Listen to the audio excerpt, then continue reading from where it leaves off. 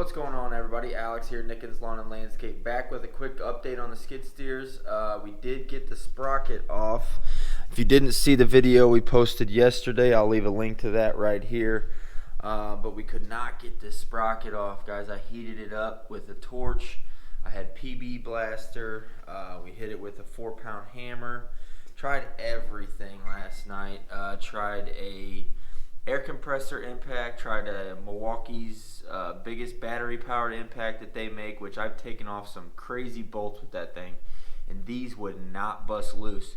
And lo and behold, I come out here this morning and I started on some other stuff. I started working on the T18 or the T190, doing a couple other things, and I'm like, hey, you know what, I'm gonna go give that a shot, see if something overnight loosened it up, or see if after it cooled off it broke loose.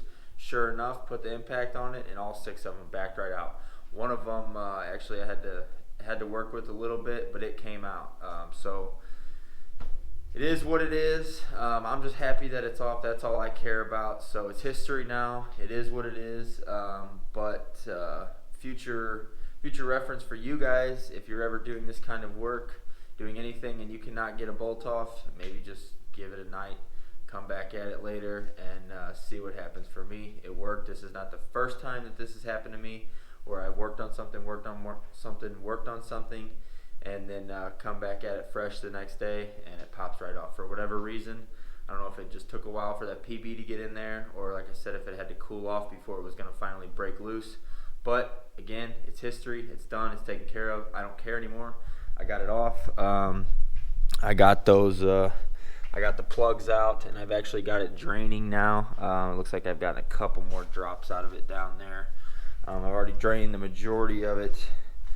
This left side over here definitely had more fluid than the right side, but they both did have fluid. Yeah, this one's dropped out quite a bit more. I did have some old cups under there to catch that old fluid that's coming out of there, but we got all those out. We got that draining. I'm going to come back at it first thing in the morning. I'll probably blow it out one more time with air, and then we'll put the caps back on, put some fresh fluid back in there. The only other thing I want to do to this, while we got it in here, I am going to I'm going to change the oil and oil filter. That's the oil filter for those of you guys that don't know, and I'll change the fuel filter too. Hydraulic filter, like I said, I had a leak. I said this in yesterday's video, but I had a leak. So that filter's fresh, and I'll probably clean the air filter. But other than that, I'm going to wash this guy up and probably touch up the paint whenever I do the stuff for this.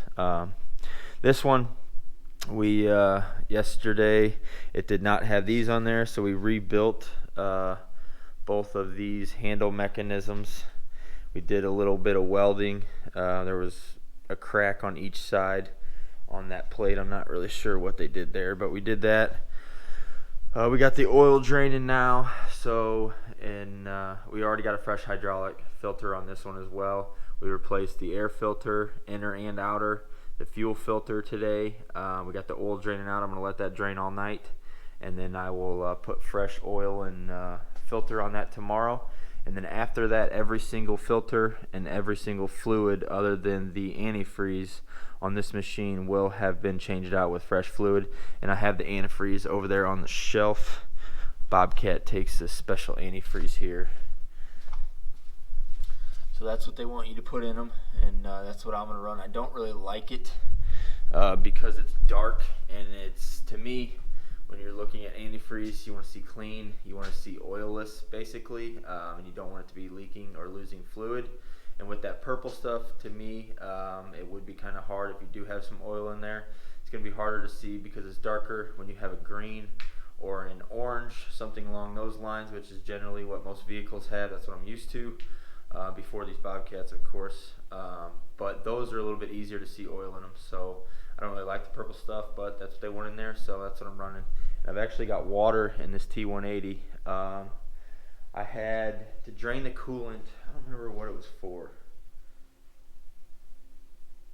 I think whenever I did that exhaust gasket, the manifold gasket, I had to take the turbo off, and I don't remember. For whatever reason, I had to drain the coolant. I put water in there as a flush. It's the second round of water that I've had in there. First round that came out, it was pretty dirty. So I put more water in there. I'm trying to flush the system, get all the crap that's in those lines over the years out of there, and then I'll put fresh coolant in there here soon. I need to get that done before it gets cold. So that's on the list of things to do. And again, just like the T190, like I just explained, every single filter and fluid on this thing after the antifreeze will be fresh. So we're going to head into winter like that, and then we shouldn't have to really do any maintenance. We don't run them too much in the winter, just little jobs here and there, little stuff around the shop. And we will use them for snow if we get enough snow, but around here, St. Louis, we generally don't get enough to make it to where these guys need to come out maybe once a year if we're lucky. So these guys pretty much just hang out for the winter. I'm going to clean up a spot in the back of the shed. Like I said, I'm going to power wash them, get everything really clean, touch up the paint, and then I'm basically going to put them back there and just let them hibernate and be ready to pounce when comes spring. But now let's get to the main point of this video. I just kind of wanted to catch you guys up on what we did today, expanding on last night's video a little bit. But the main reason for this video, guys, we have a blown engine in the 2008 3500. It is a diesel, it's a Duramax LMM, so it's not a cheap engine. It's all part of the game. It is only my second blown engine since I've been in business, and the first one was a truck that I actually bought that was having some issues. I bought it, it ran fine. Well, it turned out that something was wrong internally. It wasn't really a blown engine, but there was something wrong internally with that truck, and I ended up selling that for what I paid for it. I actually titled and licensed it, so I bought the truck. I think I bought the truck for like $4 grand, $4,200. Put $300 in getting plates and everything, and I sold it for $4,300, $4,500. So I didn't lose a penny on that. I made exactly what I had in it, so that I don't really consider much of a loss. I only owned that truck for like a month, so I kind of forget about that one sometimes. But that was the only other big engine issue that I've ever had. So really, I think I'm fortunate to have made it this far before something did happen, and I don't know exactly what did happen. Long story short, I have no compression on 2 cylinders. I actually put a brand new injector in that truck before I took it to the dealer, trying to diagnose it myself. You guys know me, I hate taking my stuff in. I like to fix everything. If I can't fix it, I don't want to own it, and that's just me being straight up. And that's why I love these skid steers. That's why I love Ferris mowers. That's why I love Meyer snow plows. That's why I love Chevy trucks, because I can fix it. I can take care of it. I understand it. It makes sense to me. But this one, it had me mind boggled, and I didn't have a way to do a compression test on this thing, so I took it in. Long story short, I have no compression on 2 cylinders. He suggested that there's probably a hole in the piston. Not sure what caused it, but he did pop the valve covers off, checked everything there. Everything there was intact and looking good. Nothing was bent or broken or out of place, so that tells him it's something in the lower side of the engine. It's not in the heads, not in the valves. So like I said, it's unfortunate, but it is what it is, and I feel fortunate to have made it this far without any catastrophic major repair like this. So it's been good in the past, but it's time to address this issue.